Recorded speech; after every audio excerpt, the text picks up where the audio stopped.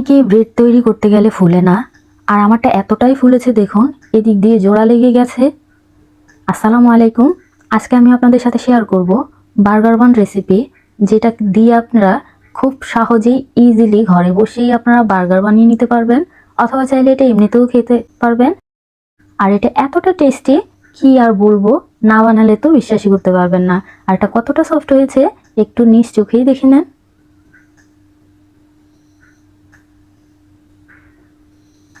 অনেকেই এরকম ব্রেড তৈরি করেন, ভেতরটা সাদা দবদবে হয় না, আর এতটা সফট তো কখনোই হয় না। অনেকের আছে বেটার ফুলে না। এই যে দেখুন, আশা করি কিছুই বলার নেই। এভাবেই নরম তুলতুলে ব্রেড আপনারা বাসায় তৈরি করে নিতে পারবেন এই রেসিপি ফলো করলে। নো ফেল একটা রেসিপি, আশা করি আপনাদের ভালো লাগবে। বাই দ্য ওয়ে, আমি আপনাদের সাথে আছি নুরুন নাহার, আপনারা দেখছেন ব্রেড রেসিপি। রেসিপি ভালো লাগলে একটা লাইক আর চ্যানেলটাকে সাবস্ক্রাইব করার অনুরোধ রইল। তাহলে চলুন শুরু করা যাক। প্রথমে এখানে আমি আধা কাপ কুসুম গরম দুধের সাথে 1 চা চামচ ইস্ট ভালো করে মিশিয়ে ঢাকা দিয়ে ঢেকে রেখে দিব 10 মিনিটের জন্য। এই 10 মিনিটেই কিন্তু আমাদের ইস্টটা অ্যাক্টিভ হয়ে গেছে। এখন চিনি দিয়ে দিব 2 টেবিল চামচ। এটাকেও ভালো করে মিশিয়ে নিতে হবে।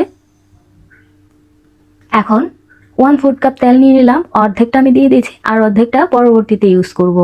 এখানে 1 কাপ ময়দা দিয়ে দিলাম, সাথে আরও আধা কাপ দিয়ে দিব। আর ডোটা প্রথমেই শক্ত করে গুলতে যাবেন না, একটু নরম করে গুলে নেবেন, তাহলে দেখবেন ব্রেড জাতীয় জিনিস অনেকটাই সফট হয়। এই যে দেখুন, অনেকটাই নরম। এই পর্যায়ে এসে আমরা আবারও ময়দা মিক্স করব। এখানে আমি আধা কাপের মতো দিয়ে দিলাম, ভালো করে মিশিয়ে নিতে হবে।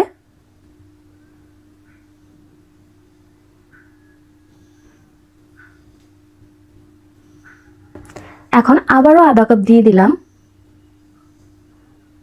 আমি চাইলে কিন্তু সবগুলো ময়দা একসাথে দিয়ে ব্যাটারটা গুলে নিতে পারতাম, কিন্তু ওই যে বললাম, একটু নরম করে গুলে তারপরে ময়দাগুলো অ্যাড করলে অনেক সফট হয়। এখন বাকি যে অর্ধেকটা তেল ছিল ওইটাও আমি ইউজ করে নিয়েছি। এখন ভালো করে ধৈর্য সহকারে এটাকে মিশিয়ে নিতে হবে। যদি হাতে লেগে আসে আবারও ময়দা দিয়ে দিতে হবে প্রয়োজন অনুযায়ী।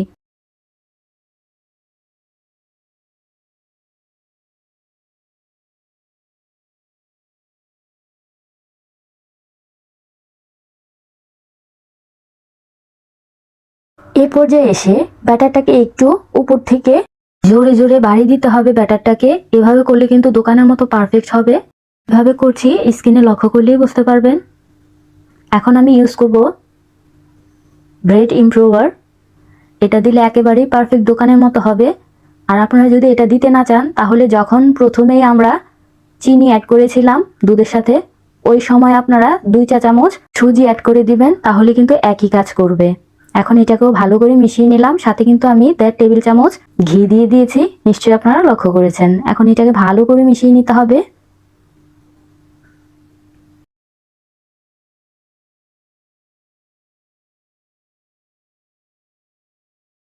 মধ্যে নেওয়া হয়ে গেলে হাতের মধ্যে একটু ঘি লাগিয়ে এখন এটাকে আমরা শেপ দিয়ে নিব। স্মুথ একটা ফিনিশিং দিয়ে নিতে হবে। এখন বাটির মধ্যে আমি একটু ঘি লাগিয়ে দিব, আপনারা চাইলে তেলও ইউজ করতে পারেন, কিন্তু ঘি দিলে একটা ফ্লেভারও আসবে আর ব্যাটারটা অনেক সফট হয়ে যাবে। আপনারা চাইলে বাটারও দিতে পারেন। এখন ঢাকনা দিয়ে ঢেকে ততক্ষণ পর্যন্ত রেখে দিতে হবে যতক্ষণ পর্যন্ত ফুলে না ওঠে। এই যে দেখুন কতটা ফুলেছে। এখন আবারও একটু আমি হাতের সাহায্যে এটাকে সফট করে নিব। এই যে দেখুন, আবারও শেপ দিয়ে নিতে হবে ভালো করে, স্মুথ করে। কিভাবে করছি একটু লক্ষ্য করলেই বুঝতে পারবেন, এখানে বলে বোঝানোর মতো কিছুই নেই। আর আমার ব্যাটারটা এতটাই সফট হয়েছে, এটাকে শেপ দেওয়া এত একটা কষ্টের ব্যাপার না, যে কেউ চাইলে এভাবেই শেপ দিয়ে নিতে পারবে। এখন দেখুন, এটা থেকে আমি আমার ইচ্ছে মতো লেচি কেটে নিব। আমি এইখান থেকে 4টা লেচি কেটে নিব। আর লেচিগুলো অনেক স্মুথ হতে হবে। কিভাবে করে নিচ্ছি লক্ষ্য করলেই বুঝতে পারবেন আশা করি।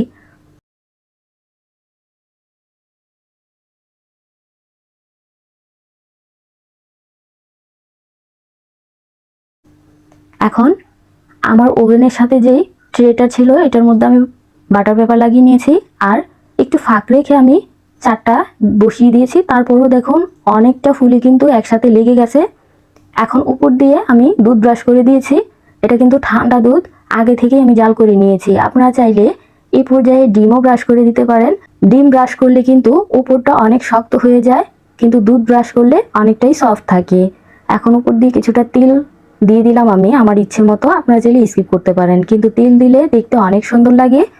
এখন এটাকে আমি 250 ডিগ্রি সেলসিয়াসে মাত্র 30 মিনিটের জন্য বেক করে নিব। আপনারা চাইলে চুলায়ও করে নিতে পারবেন, তবে যে হাঁড়িতে বসাবেন সে হাঁড়িটা কিন্তু অনেক গরম হতে হবে, তাহলেই ব্রেডটা পারফেক্ট হবে। আর উপর দিয়ে একটা স্টিলে কিছু দিয়ে ঢাকনা দিয়ে দিবেন, তাহলে অনেক সুন্দর একটা কালার আসবে। আপনাদের সাথে কথা বলতে বলতে অনেকক্ষণ যাবত আমি আপনাদেরকে বোঝানোর চেষ্টা করতেছি আমার ব্রেডটা কতটা পারফেক্ট হয়েছে, আর কালারটাও কিন্তু অনেক দুর্দান্ত হয়েছে। আমার রেসিপি ফলো করে বানালে ইনশাল্লাহ আশা করি আপনারাও নিরাশ হবেন না। বাসায় অবশ্যই একবার ট্রাই করবেন, ট্রাই করলে আমাকে জানাতে ভুলবেন না কেমন হয়েছে। এই পর্যায়ে এসে আমি অনেকক্ষণ যাবত চেষ্টা করতেছি একটা ছবি তোলার জন্য, অবশেষে কিন্তু ছবি আমি তুলেই নিলাম। যাই হোক, রেসিপিটা কেমন হয়েছে অবশ্যই জানাবেন।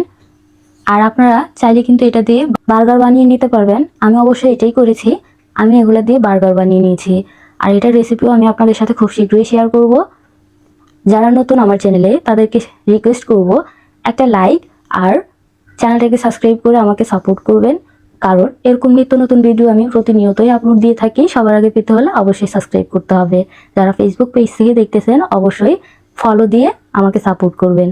পরবর্তীতে আপনারা আমার কাছে কোন ধরনের রেসিপি দেখতে চান অবশ্যই কমেন্ট করে জানাতে পারেন। আজ এই পর্যন্তই, আল্লাহ হাফেজ।